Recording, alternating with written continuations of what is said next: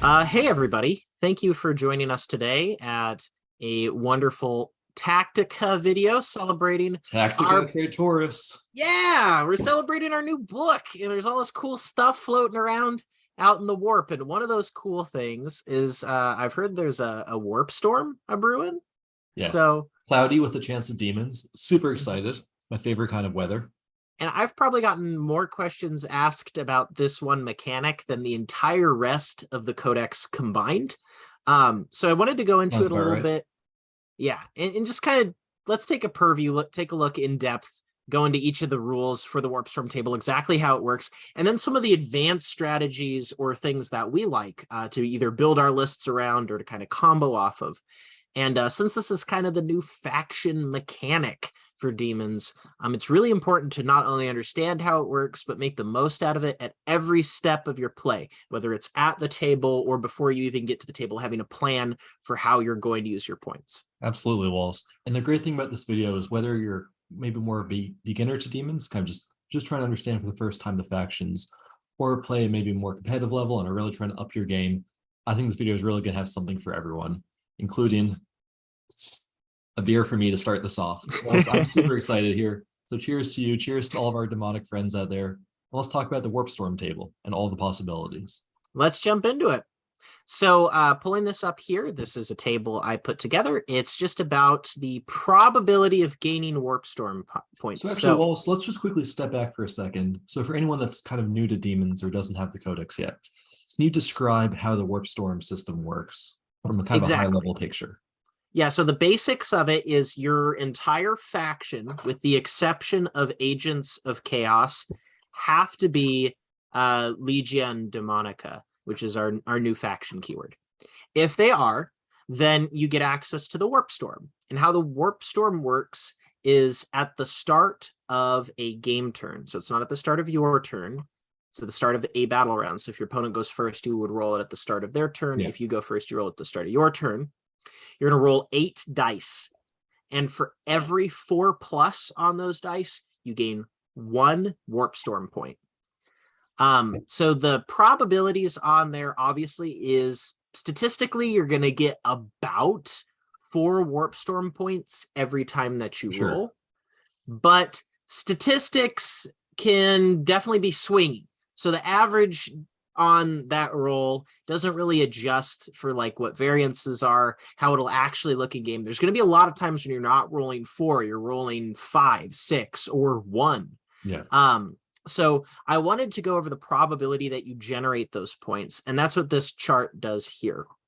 So this is the probability of gaining Warp Storm points, and it's on a scale from, a 0% chance to an 100% chance on our y-axis. So it also is cumulative. So basically the probability of 3 includes the probability of rolling a 0, 1, or 2. Right. It's basically the probability of at least as many points to help you kind of plan your various options. And because points, they go away at the end of a game turn, you need to use them. There's certain ways in the book to retain them. Each god has a different way. But the big focus is on how you can maximize the dice that you have just innately. So our y-axis is our probability. Our x-axis down here on the chart is how many Warp Storm points we gain. And if you want to know the likelihood that you gain 5 Warp Storm points, you just take a look right here on the bar graph. You see that it's about a 36.3% chance that you generate at least 5 Warp Storm points. So when you look over this table, you can see the likelihoods here are quite interesting. So yes, we know the average is that we'll generate 4 Warp Storm points, but the actual probability that we generate that many is 63.7%. So better than a coin flip, but not so much better than a coin flip that you should base your entire strategy around getting those 4 points. Yeah. Unless you specifically have a way to retain points from previous turns, which I'll briefly mention a few of those later on in the video.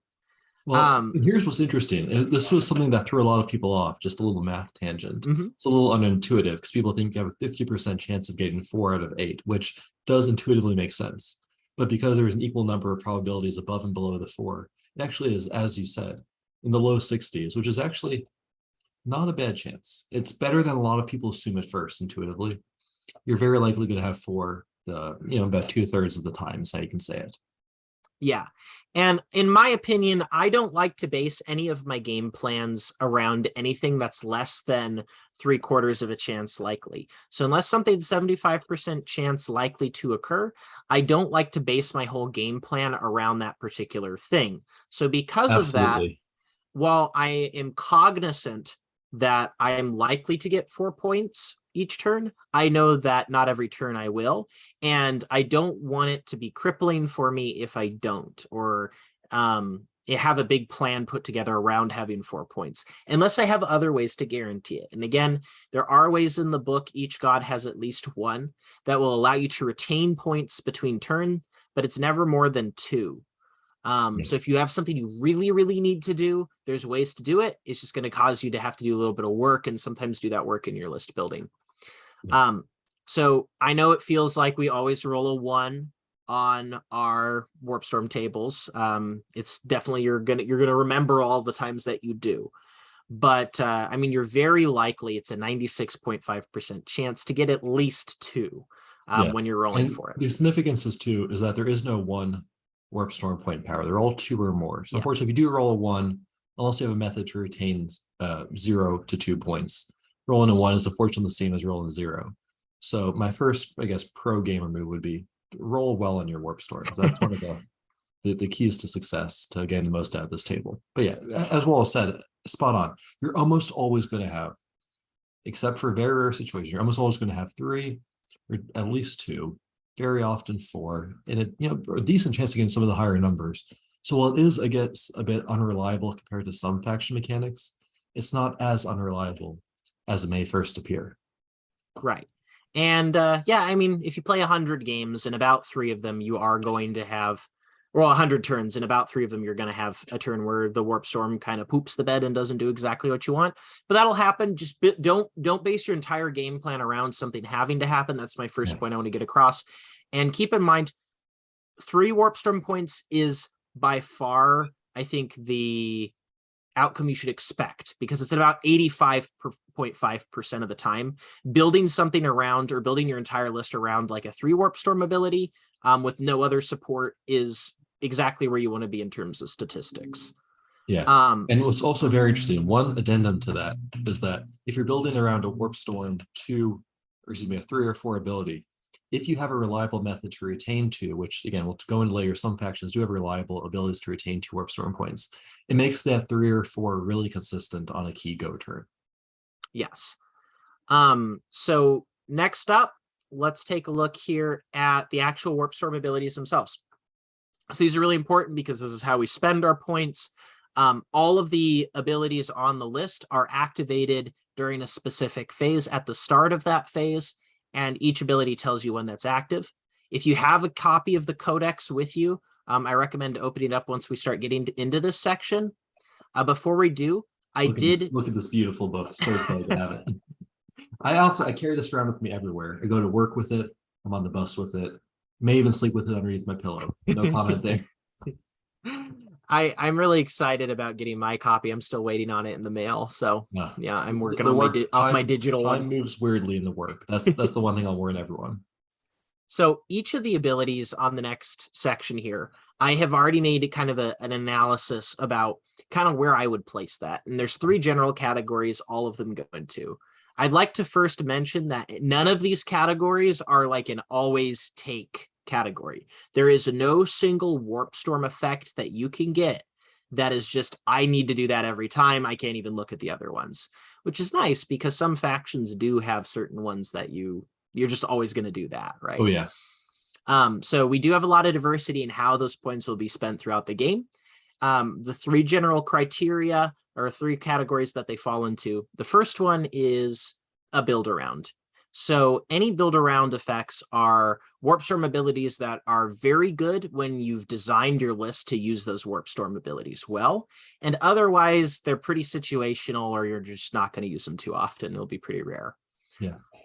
I do want to jump in quickly, actually, just for the viewers at home. What's interesting about these categories are that these are categories that Wallace designed.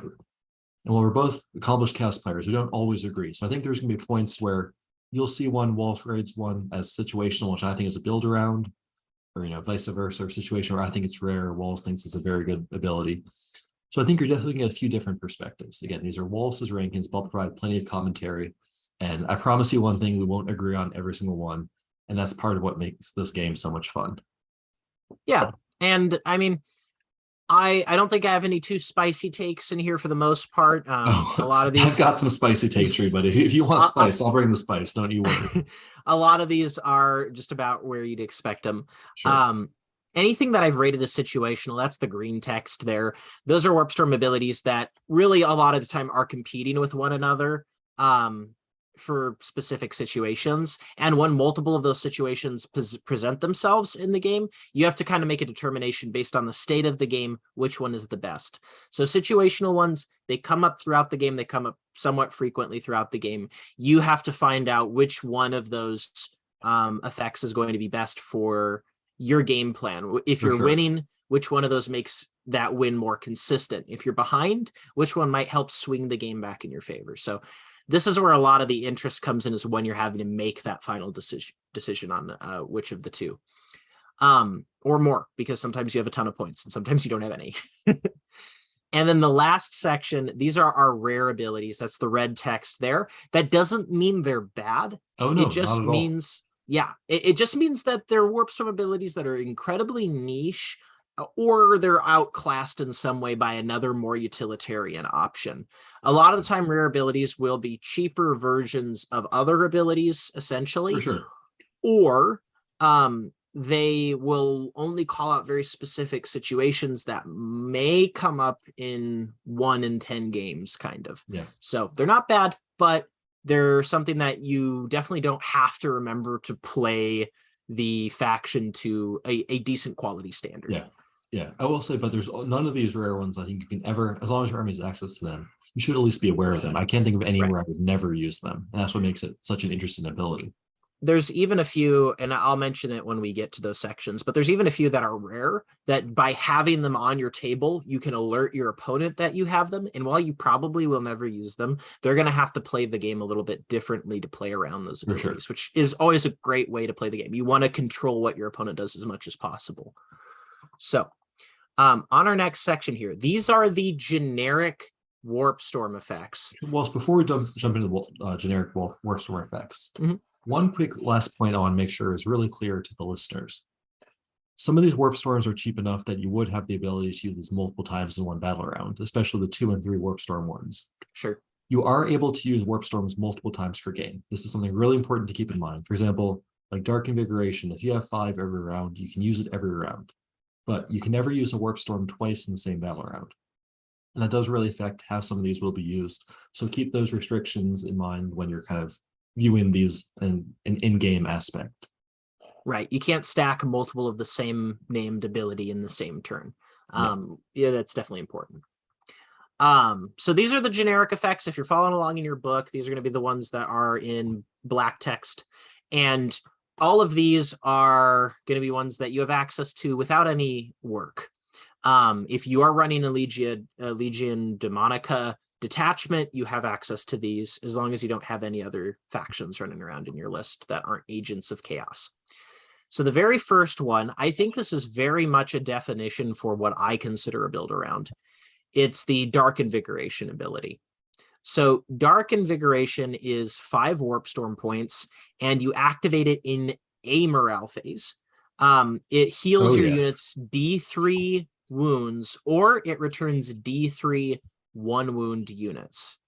Now, this one very well could be said to be situational, but a lot of the time when I've been looking at list designs, you have to have ways that you benefit from that D3 heal. If you're bringing a bunch of Plague Bearers, for instance, or something like Screamers or Flamers that are 3 wounds but don't benefit too much off of the heal, a lot of the time you'd rather spend your points in other places. Where Dark Invigoration stands out is either with those 1 wound units that really get a lot of points back when you bring them back, and a great example of that is pink horrors. Ooh, Or yes. yeah, Oh, that's yeah. like a big value. If you built a pink horror list or had a good number of pink horrors in your list, you lose 3 pink horrors. Well, each pink horror, because they split on 4s, it's almost like they have multiple wounds. If you get D3 pink horrors back, you're like, wow, that's a lot of points. Um, Another great example, though, is also if you're running a list with a lot of really tough targets that benefit a For lot from sure. those healings. So an example of that is Bellicor loves a D3 heal on his Oh, profile because he's absolutely. so hard to take those wounds off of. And Yeah. the same thing for the Lord of Change, as well as a Bloodthirster, especially the ones with the phase caps and the 5-up ignore wounds on them. Those models, that D3 heal just gets big value because they're such a hard target. No, I think you're spot on about it being so valuable on high value targets like a Lord of Change. I think there's a lot of great units. I mean, even adding D3 back on something like a Plague Drone, for example, a Soul Grinder that's T9. Like there's just so many tough targets to chip wounds off. And you're exactly right. That is really good on either, expensive 1 wound bodies or some of the toughest targets in the game. You can't go wrong with that in a large variety of lists. And I it's do wish. Go ahead. I was going to say, since this thing only regenerates units that are 1 wound, Yeah, it doesn't work very well, again, on things like Plague Bearers that are 2 wound models. They get very little yeah. value out of It's this. a little unfortunate. Yeah, or any of those elite units, things that are around that 3 wound category.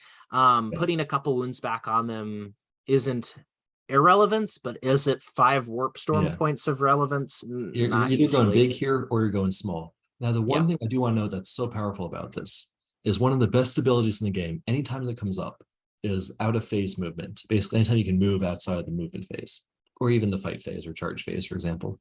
Mm-hmm. The ability here, if your opponent is asking the threat range of a bloodletter unit, they're trying to stay outside of 6 inches plus 12 inches on the chart or whatever.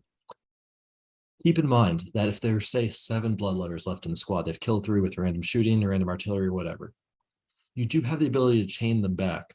Again, you can put them back and we'll add one, add a little triangle at the end. You can gain like 5-6 inches extra movement here. And that's one of Yeah. those things, anytime your opponent damages one of your 1 wound units, they have to account for that extra threat range for the rest of the game. So it really impacts how they can play. And it's one of those things, again, remind your opponent of this, and it'll affect how you both play in a very beneficial way for you. Yeah, and because it triggers an A morale phase, you get a lot of flexibility of when you get to use that to Oh, gain for that sure. movement as well. That's So so that's super spicy. cool. So Yeah, spicy. super cool. Um, our next one, this one is 3 warp storm points. It's a situational. It is at the start of a turn, which is the most limiting of any activation in the grouping. Sure. You have to know that you need this pretty much as soon as you begin doing things. So at the start of a turn, your demonic terror ability has an additional -1 penalty to leaderships.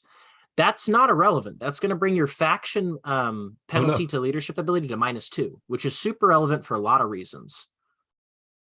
Yeah, one of the main things that stands out is remember the interaction. We do have this amazing faction ability for playing pure Legiones Demonica to come in a distance away from the opponent equal to their leadership characteristic in the midboard, effectively. What makes this so powerful is, say your opponent, for example, is like trying to screen you out in a certain spot or something. Normally, you have to say like whatever, like their leadership -1 away because you can debuff that. So you remind them, hey, at the start of my turn, I could activate this. And so they have to, put guys out an extra inch to screen you out. It's one of those things, again, please tell your opponent about this. You don't want to ever gotcha them with this, but at the same time, they have to expend additional resources screening a little bit further all game because you have the threat of this. And then, of course, you probably don't use it because they've screened in turn. And it's just about making them spend resources, making them spend movement to kind of fall into your game plan. There's a lot of leadership manipulation in the codex. You can build a whole list around Oh, yeah. leadership manipulation, and then you're pretty much spamming this ability. Then it actually does kind of become a build around. And because it's 3 warp storm points, it's very reliable. It's again that 85% chance that you get this activation here. And that -1 penalty keys off of so many things. It keys Oh, off so of your many. demonic Yeah, manifestation to get you your closer deep strikes. It helps you with your combat attrition plays. There's just a ton of really unique situations where this comes up. So I think it's a very good use of points. It's situational, of course. There's times when other things are better, but for sure. still something to worth keep in mind. Another thing that I'm going to talk about here is our next contender. That's our Music of the Warp. It's a 2 warp storm, so it's pretty cheap to use. And what it does is at the start of a turn, you can add 6 inches to the range of the demonic terror ability for instrument units. So it's pretty rare in my opinion. So let's quickly talk about that. Wallace, what are instrument units for those that aren't familiar? It's pretty much your troops, with the exception of like Nurglings. It's any unit that's tooting on its horn or playing the cello. It can take the instrument and icon, which I would believe also would be yeah, exactly. It just gives you things like plague bearers, bloodletters, demonettes, horrors. Again, but that's often the stuff that's going to be in the front line anyway in a lot of matchups. So the fact that those are the only ones that will get the extra benefit really is not that much of a detriment to Music of the Warp. Yeah, and so a lot of the faster units actually do not have the instrument keyword, which is unfortunate because those are the ones that you could really get some crazy ranges with. One of the other reasons I consider this a rare usage is because there is other contenders that do essentially the same thing, but a little bit better in some ways. So I consider this one pretty rare. I would much rather do something like Primeval Terror and then advance into range than I would just trying to get like a little bit extra on the flute. There, of course, is a situation that comes up where you just desperately need that extra bit in order to tap somebody with that -1 leadership in order to get a closer manifestation or whatever. But, or maybe, for example, you've got one of my favorite uses is a Knight in Disciples of Bellicor. You want to pop the Terror Shade stratagem late game and just kind of guarantee you can reach some character on the back line, engage with one of your knights, and tries to do some additional mortal wounds. Again, that's why it's rare, but I do see there is a situation in some close game where I could use this. So it's fun. It's cute. It's not amazing, but it's cute. Yeah, it's definitely a rare use. So this next one is, I think, possibly the most niche of all of our Warp Storm abilities. It's our Malicious Misdirection. Cool name. What it does is you use it at your start of your opponent's movement phase, and strategic reserves can only be set up as if it were the second battle round. So the actual impact, let's just translate this into exactly the actual in-game impact. What this means is there's one situation where it's useful. Battle round 3, exactly, your opponent's movement phase. They cannot come in from strategic reserves on your board edge. That's the only thing. They just can't come in on your back line with not even any deep strike, specifically strategic reserve units off one specific board edge. Walls, talk to me about this. When would you ever see yourself using this? So you could also use it against factions that can return models to reserve and have them coming off of strategic reserves. I know Chaos Knights can do that. Yeah, Chaos Knights can do that. They can use Demons can do that with their chariots. Yeah, I think it's called like Harrying Hounds or something like that. But you can spend a CP, return some knights to reserve, and then have them come out of strategic reserves. It's actually surprisingly useful. I've used it quite a bit. That's a scenario map where this would come up. The other scenario is if you want your opponent to bring in their strategic reserves turn 1. I mean, they get the option, but you could say to them, you can only set them up as if it were turn 2. You really want to get crazy. Yeah, we're kind of going in the realm of Wonderland here, but I do think, again, there's never a situation you would do that, but you could. It just won't have any impact. If you could just burn some warps, say you roll like 6 turn 1, you're going to save 2. There's literally nothing that matters. You burn 2 just to burn, just to send a message. Start of your opponent's turn, you say, hey, your reserves can only come in as if it were turn 2. Yeah. So just as heads up, I do have this ability that prevents you from coming in. You can only come in as if it's the second round of strategic reserves. And I guess they don't fully like click. It sounds scarier than it is because they don't actually think through like what that actually means. Like, oh, whoa, I guess I want deep strike stuff. No, in all seriousness, again, 10 out of 10 name, 1 out of 10 impact. But again, it's rare. There is a situation you would use it. So yeah, there's some weird random stuff that might come up. But I think the next one's a lot more interesting. So let's go into that one. Magnified. This is one of my favorite, actually. It's definitely a build around because what it keys off of is auras. So you're looking for things with the aura tag in the book. And what it is it is 3 warp storm points for Magnified Glory, And how you do it is you use it at the start of any turn, and you add 3 inches to the range of your aura abilities. Hey, guess what? Demonic Terror is an aura ability. That's true. And because it's an aura ability, it also benefits from the increased range. This is kind of why I'm like, there has to be really specific situations for Music of the Warp, that extra 6 on your instruments, because you're getting an extra 3 off of Magnified Glory. If you have the extra Warp Storm point to spare, spend it on this guy, because it's also amplifying other really key auras, like your reroll wounds off your heralds, your reroll hits off your greater demons or demon princes, and there's even really cool specific powers and abilities throughout the book that will have that aura keyword. I've got one in mind. I'm really curious what's your favorite usage? I think it works on Nurgle's Rot, but I'm not 100% sure, Ooh, because let's quickly double check this. They did FAQ Cursed Earth to not work with extended aura ranges, but yeah, I would say think, probably not. Check with your TO, probably not. But it would be really cool if that works.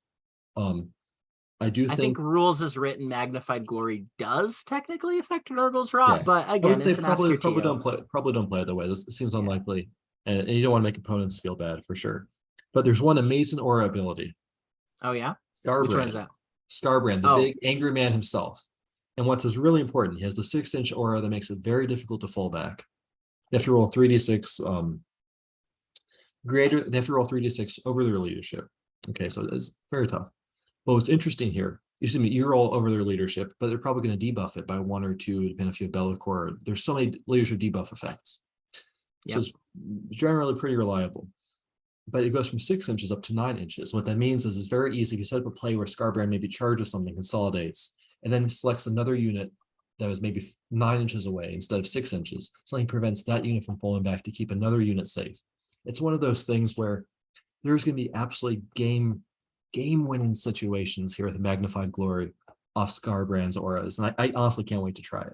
Or even if Warp Storm, just to extend the range of his +1 attack, or if you're going into a gun line with all of your melee units. Beautiful. Anything that references one important thing is this does not affect command abilities. So an aura ability is anything that references like a type of unit within a range, but not a specific unit within a range. So that's the important thing to know there. But it has so many cool different synergies. Obviously, this pairs really well with Primeval Terror. If you do manage to get that about 15% chance to get the 6 Warp Storm points, or if you have a way to retain them, you can really reasonably pull off that combo, and it's pretty strong. So the next one is Otherworldly Tread. This one is situational. It's at the start of the movement or charge phase. Ignore any or all modifiers to your movement characteristic, advances, and charges. And it's only 2 Warp Storm points, which is why I put this in situational rather than rare. Yeah. So I will say, well, this is the first time I think you and I are going to disagree. I think this is a build around. I think this is an absolutely top tier Warp Storm ability. Okay. So what are you building in your list to make better use of Otherworldly Tread? Sure. Well, I'm building we're demons. We're building a lot of charges overall. A lot of charges, especially in that 6 to 9 inch range out of our manifestations or teleports or things like that.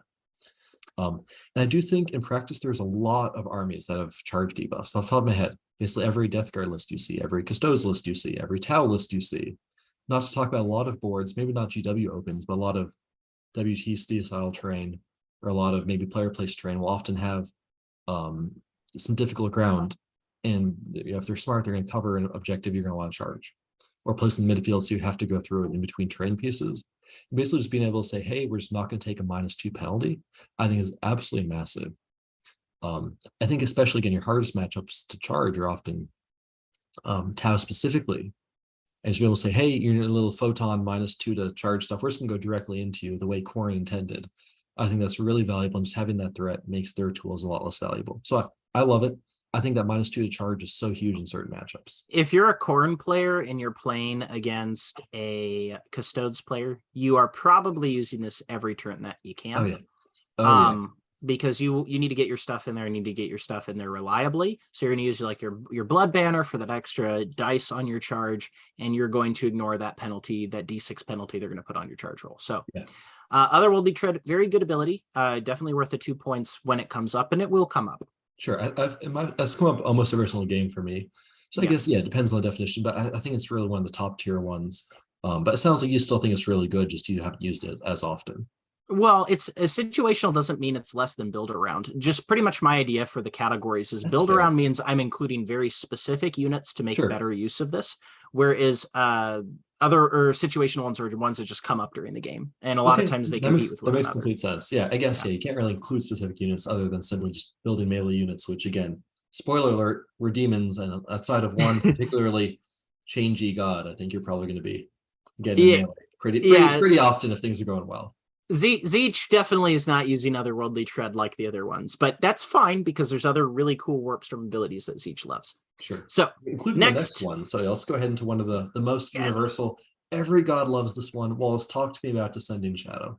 I love Descending Shadow. What Descending Mhm. Shadow is it's your way to really punish gun lines, especially ones that do not want to get in your face. So, Descending Shadow is 3 Warp Storm points, and you use it at the start of your opponent's shooting phase. The timing on this is so impactful. The timing on this is so important because since it happens at your opponent's shooting phase, you know where they moved their models. That is huge. There's so many Yeah. abilities on this list that say at the start of a turn. And I thought initially it was at the start of the turn. Because this is at the start of their opponent's shooting phase, they have to play as if you're going to use this if you have 3 Warp Storm points. But then you might swap it and use it on something else later. Yeah. So what it does is at the start of your opponent's shooting phase, you can declare this, and then you get -1 to hit on all your guys for any model that's targeting them outside of 12 inches. Yeah.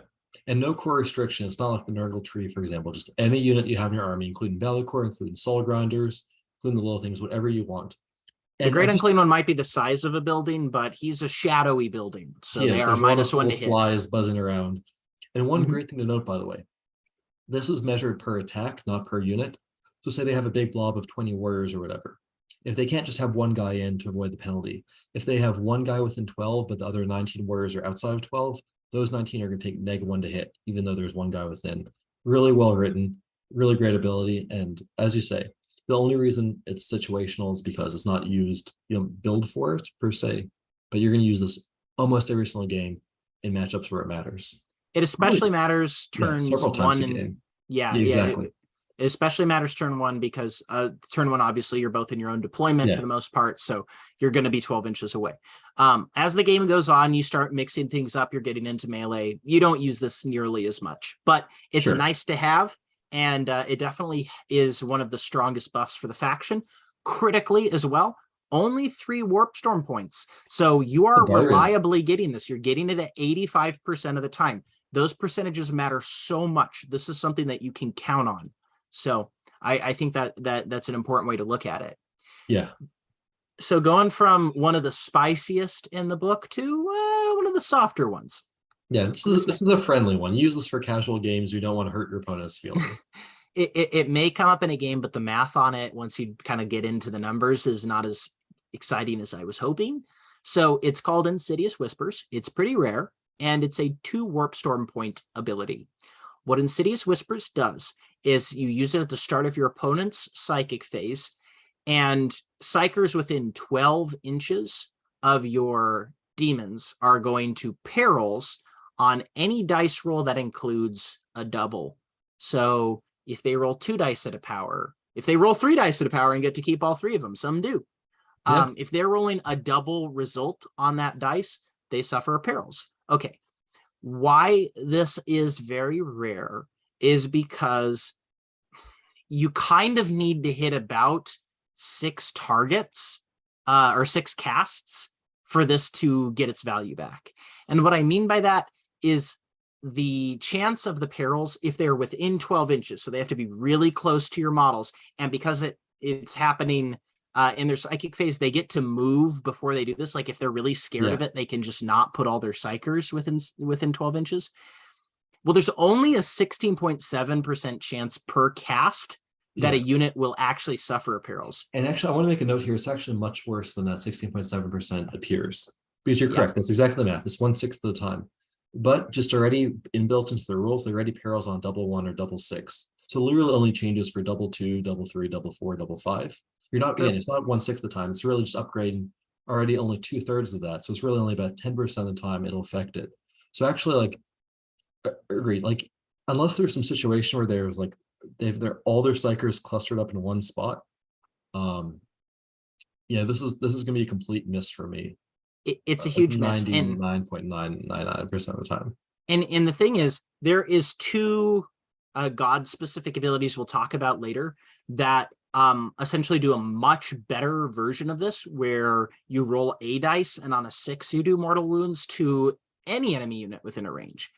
Yeah. And anytime that you're hitting, you know, at least a handful of targets, your odds of doing damage with that D3 mortal wounds are Yeah. far more likely than your odds of just getting them to wander at you Yeah. with their psychers and then do a bunch of casts in the range of it. Might come up against Grey Knights if for some reason they're all around like a great unclean one that they Even didn't still, quite kill. they've But got even then, feel no yeah, pain, and it's just I can't imagine any situation where. But again, never say never. Maybe there's some situation where there's like late game. They have multiple characters in range with one wound. You just need to like try to dice your way out. Again, there is a situation in which we would use this, but it's just extremely rare. So I think I couldn't agree with you more. Rare, not completely useless, but as rare as they get. I feel like this is something you do either when you're desperate or when you're so far ahead it doesn't matter, that you're kind of throwing the points away on it. Yeah, like you're playing your younger brother and he likes to run a lot of, or playing a brother and likes to run a lot of Grey Knights. You just spam this just to troll him. And for anyone that not, wants to look, not a great consideration. It's not a great consideration for anyone that wants to look or dig through the codex. I could not find any way that you can make perils worse for people, really. No. I had the exact same thought. Yeah, it's disappointing. It is disappointing because we used to have a stratagem to do additional mortal wounds on perils. That would have been a cool kind of, I guess, spicy. Yeah, a little bit of a combo, but unfortunately doesn't exist in our current iteration of the book. So that's one that is kind of a miss. So that covers all of our undivided abilities. There's some really, really strong ones in there. There's some ones that are going to come up, but not all the time.